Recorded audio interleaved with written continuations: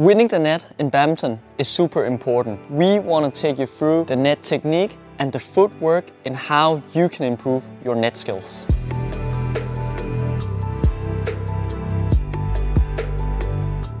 This is Basic Feather. We are a badminton brand founded by myself, Lemon Quack, and Morten Frost, the former All England champion. What we want to do is to create high quality products with a very minimalistic approach. So when you see our products, I'm sure you'll feel like this minimalistic Scandinavian vibe. That's what we believe is missing in badminton.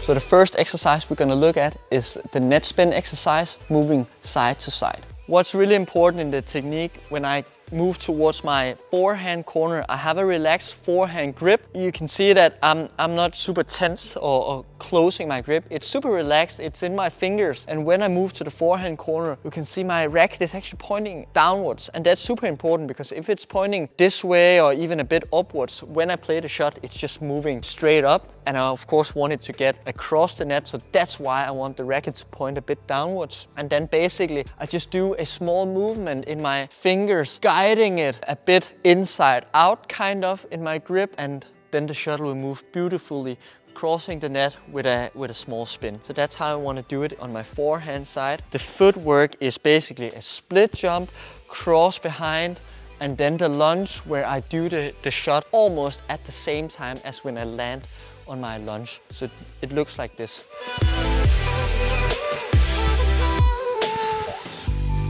So that's how we want to do it on the forehand side. If we move to the backhand side, I have my backhand grip. Again, you can probably see I'm pretty loose and the racket is in my fingers. And then I'm doing the same movement. My racket is pointing downwards.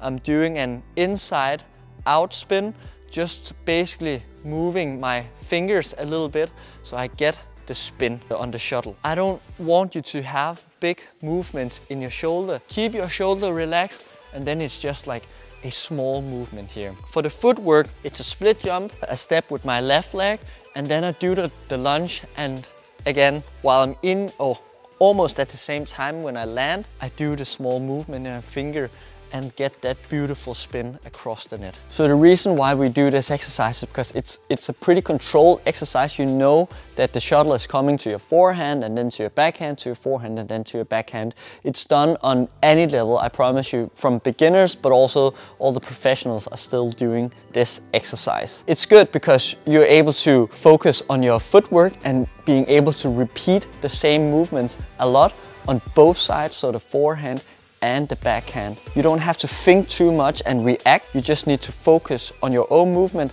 and your racket actions.